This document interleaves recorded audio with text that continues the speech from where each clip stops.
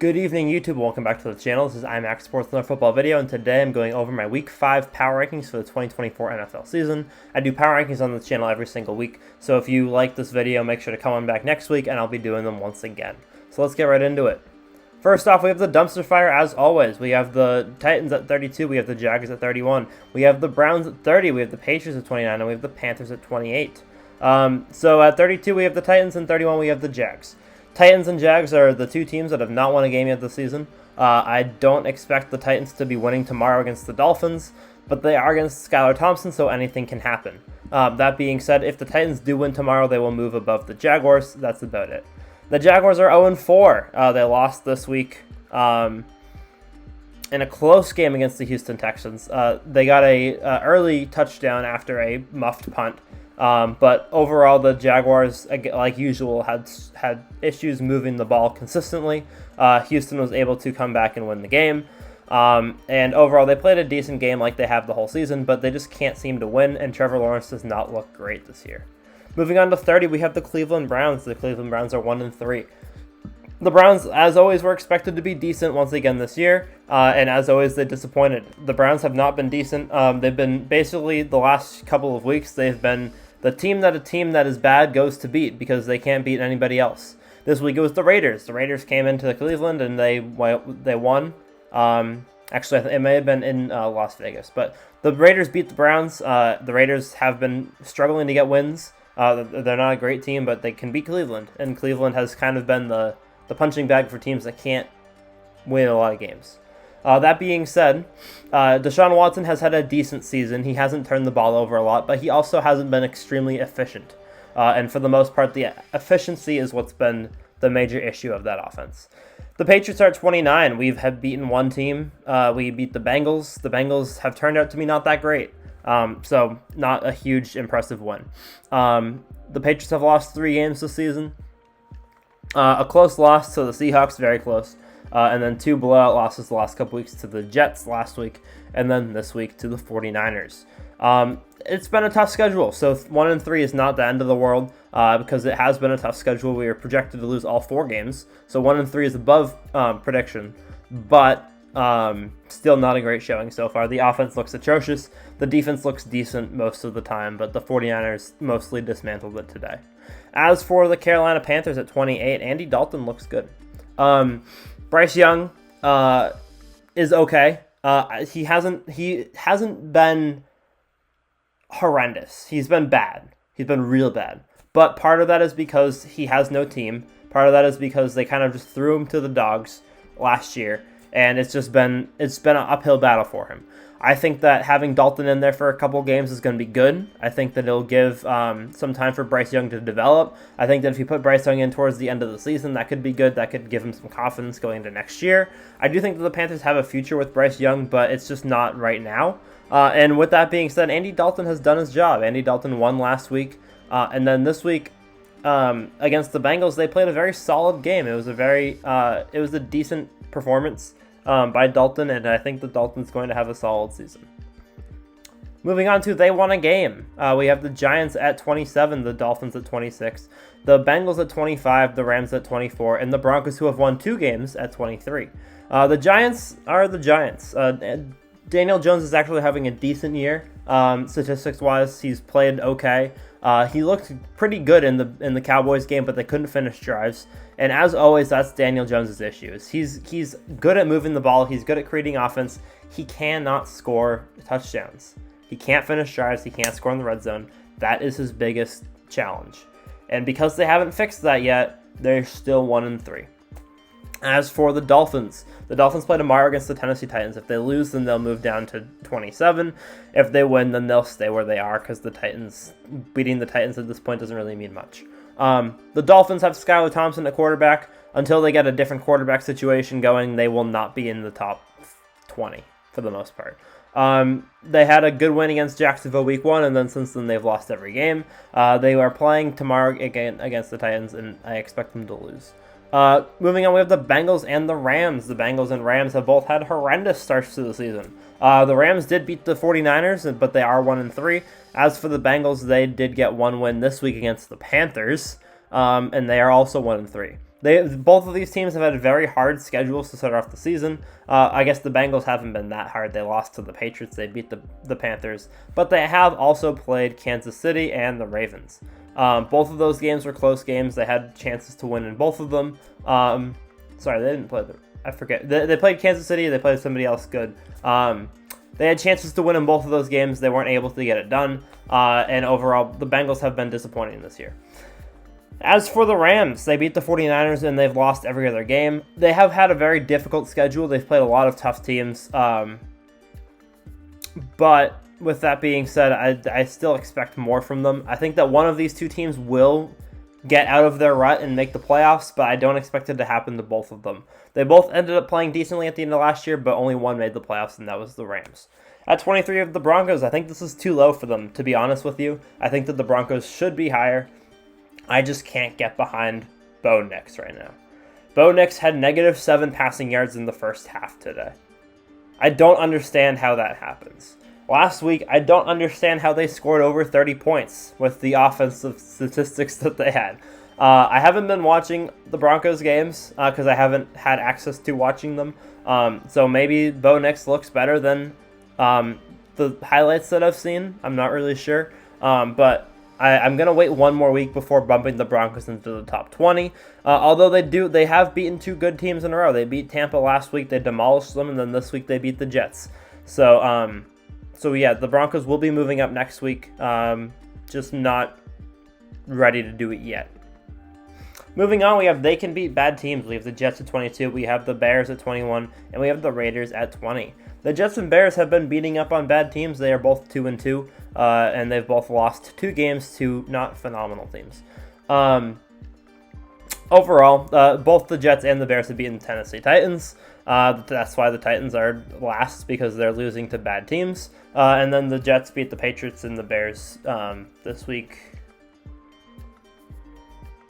They beat someone that wasn't great. I forget who it was. The Rams, yeah. So. The Bears and the Jets are okay. I expected Aaron Rodgers to be playing better. Caleb Williams is playing decently. Caleb Williams started off not great, but he has improved. And overall, Caleb Williams is looking better week after week. I do think that he has a future with the Bears. I think that the Bears are going to have a decent season this year. So yeah. And then as for the Raiders, they have 2 wins this year. They beat the Ravens, which was a shocking upset. And then they won this week in their matchup against the Browns. Not a great win, but it's a win all the same. The Raiders have the best win on this page, which is against the Ravens. So they get the number 1 spot. They get the number 20 spot. Next week, if the Broncos win again, then they'll probably leapfrog the Raiders. But for right now, the Raiders are in the top 20. They've had a decent season. And I'm surprised that they're 2-2. Moving on to they could be good. We have the Cardinals at 19. We have the Chargers at 18. We have the Cowboys at 17 and the Colts at 16. This could also be called the teams that start with the letter C. The Cardinals are 1-3. They are okay. I thought that they were going to be good after the first 2 weeks after they played Buffalo really tough. And then they beat the Rams, who were presumably going to be a good team. And then the last 2 weeks has not been great. They have not been the best showing of this team of all time. And this week they got demolished by Washington. Washington scored over 30 points. Yes, Jaden Daniels is good, but he's not good enough to put up 30 points in his 4th game ever. With that being said, the Cardinals' offense has been really decent, but the defense has just been horrendous. And so the Cardinals need to figure out that balance before they can start moving back up. Like, Chargers are 2-2. They're doing Charger things. They beat teams they're supposed to beat, and they're losing to teams they're supposed to lose to. That's really all that's happened with the Chargers this season. J.K. Dobbins has had a good year for the most part. Justin Herbert's had an okay year. And Quentin Johnson has had a bad year. So that's the Chargers' offensive update. And on defense, they're all bad. Defense is bad, as always. They played okay against Kansas City, but it wasn't great. As for the Colts and the Cowboys, both of these teams are 2-2. Both of these teams have... the Cowboys have been underperforming, and the Colts have been overperforming. Anthony Richardson has gotten injured, but Joe Flacco's in, and Joe Flacco is elite. They beat the Steelers this week. Anthony Richardson got the lead, then he got out, he went in, he got injured, Joe Flacco came in. He was able to preserve the lead until the end of the game, and they were able to clinch the victory over the Steelers. It was a good old classic Colts-Steelers rivalry game, but the Colts did get the victory. As for the Cowboys, they beat the Giants this week. The Cowboys have had a very poor start to the season. They're 2-2. They haven't had the hardest schedule in the world. They should be 3-1 or 4-0 with the team that they have. I think that their running game is the issue because Ezekiel Elliott is old and Rico Dowdle is not ready for the NFL from what I've seen.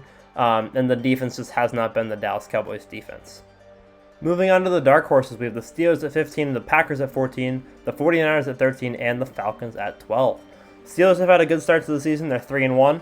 This week they did lose in a relatively close game to the Colts. I don't expect the Steelers to do much this year. I expect them to probably make the playoffs, go 10-7 or 9-8, and then lose in the first round. But their defense has been relatively suffocating until this week. They were allowing 9 points a game until this week, but they really hadn't played anybody. They hadn't proven that they were a good team. They hadn't played anyone significant, and the Colts aren't even a significantly good team. But they just played a team that had a pretty decent offense this week, and they lost. So I don't know what to think about the Steelers yet. I don't think that they're consistent enough to be put any higher than 15. The Packers are at 14 with the Jordan Love returning to the team. They actually gained spots from last week because with the addition of Jordan Love back. Although they did lose this week, the Packers played a very good game against the Vikings. Jordan Love had 3 interceptions, which I think part of that was coming back from injury. I think that he will iron those out for next week. But it was a very good game by the Packers overall against arguably the best team in the league right now, which is the Vikings. So good, solid performance. They made it close. It was the 2-point game, but they weren't quite able to win. The 49ers are at 13. The 49ers have had a rough start to the season.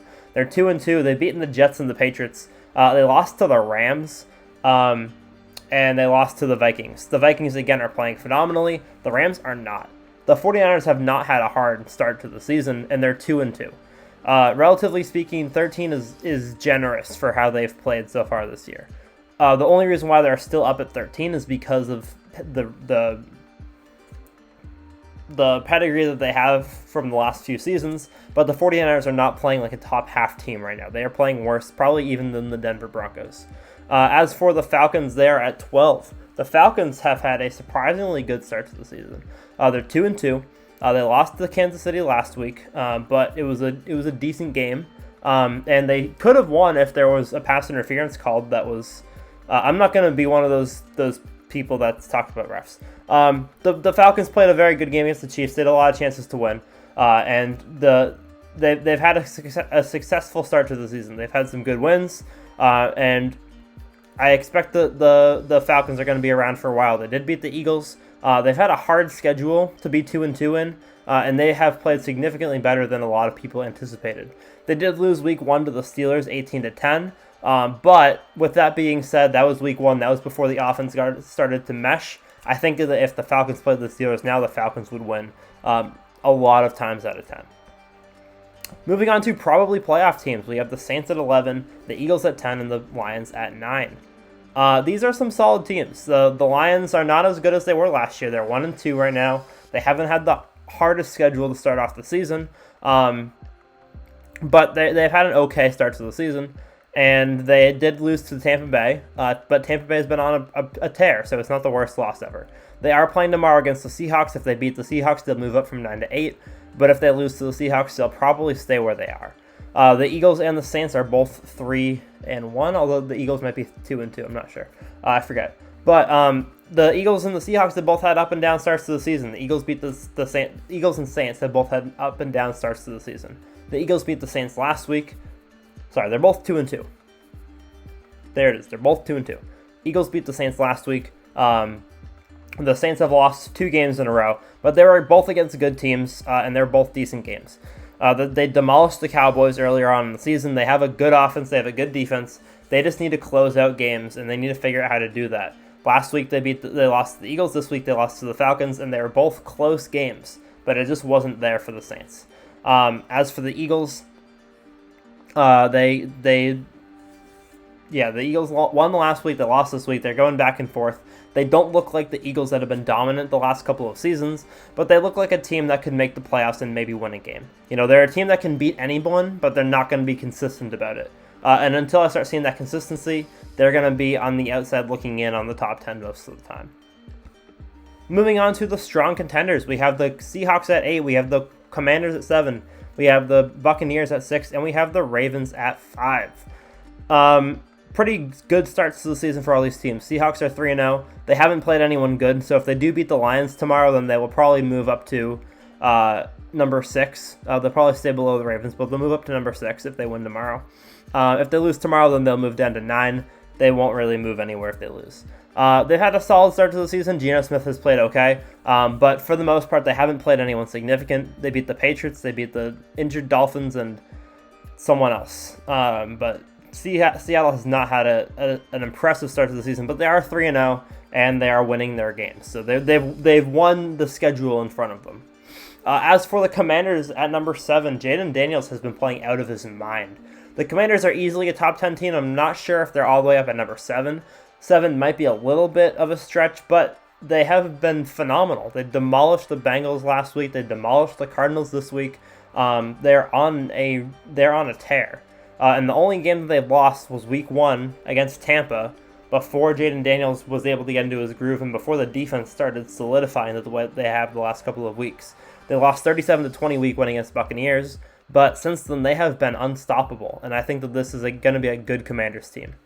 The Buccaneers are at 6. Last week I dropped them a bunch because of their loss to the Broncos, but the Broncos are starting to look like a decent team, and I'm not too shocked that they had one fluke game. So Tampa, it's Baker Mayfield. He's going to have a game that's off every once in a while, but he's been very good this year. They're 3-1. They've beaten some good teams, and one loss to the Broncos, even if it was like 30-something to 7, is not the end of the world. I think that the Buccaneers are a solid team, and they're going to have some chances. They're going to probably win their division, and they'll have some chances to do some damage in the playoffs. As for the Ravens are 2-2. I almost moved them higher than number 5, but I think 5 is a fair spot for them. They lost to Kansas City, although there were some questions about different calls and a whole bunch of things. The Ravens had a lot of chances to win that game. They lost to the Raiders, which was a shocking loss, but I think, again, like the Tampa game, I think that was a fluke. And then this week they beat the Bills, and so that win is what's brought them back up to their standard, their pedigree. Derrick Henry is looking phenomenal in this offense. Derrick Henry finally has an offensive line. I'm a big Derrick Henry fan. I think that Derrick Henry is the GOAT of running backs. I think he's going to become one of, if not the greatest running back of all time by the end of his career, if he stays with the Ravens and with this offensive line, because they are doing wonders for him. 87-yard touchdown today, a phenomenal game overall, and the Ravens are cruising on offense. Finally, we have the NFL's elite. We have the Houston Texans at 4, we have the Bills at 3, the Vikings at 2, and the Chiefs at 1. The Vikings are undefeated, and so are Kansas City Chiefs. The Texans and the Bills both have one loss. The Bills lost to the Ravens. Again, Ravens are a strong team. The Bills have they've played their schedule, they've played good. They're 3-1. It's a solid start to the season. Josh Allen has played out of his mind so far with the weapons that he has, and the defense has been relatively consistent. The Texans are barely winning their games, but they are winning them, and they're pulling through, and they're playing decent football. They are 3-1, but it hasn't been the smoothest 3-1 ever. But CJ Stroud and the Nico Collins CJ Stroud connection is staying consistent, and when he needs to go and get a game-winning drive, Stroud has been able to do that. That's really what matters in the end, and he's showing maturity in his game. It's not like they're not like winning by 30 and then losing by 30. He's showing maturity in his game. He's winning close games, and that's what you want to see in a developing second-year quarterback. Sam Darnold is in the MVP conversation on the Vikings. They beat the Packers this week. It was a very solid win. They were up by a lot before the Packers started coming back. I think they took their foot off the gas just a little bit too early, and that did hurt them in the end. But they were able to come up with the victory. They won 31-29, and Sam Darnold is looking like an MVP candidate. As for the Chiefs are at number 1. They're 4-0. Not a whole lot to be said. They won the Super Bowl last year. They're 4-0 with a hard schedule. They beat the Falcons. They beat the Ravens. They beat the Chargers. It's been a tough schedule. They beat the Bengals too. They've had 4 good teams. They've beaten all 4 of them. So I think it's very hard to say that Kansas City is not the best team in the league right now. But the Vikings do have an argument coming up if the Chiefs do somehow lose a game. So with that being said, thank you guys for watching. I hope you guys enjoyed. Make sure to leave a like and subscribe to the channel if you're new. And I'll see you guys all in the next one. Peace.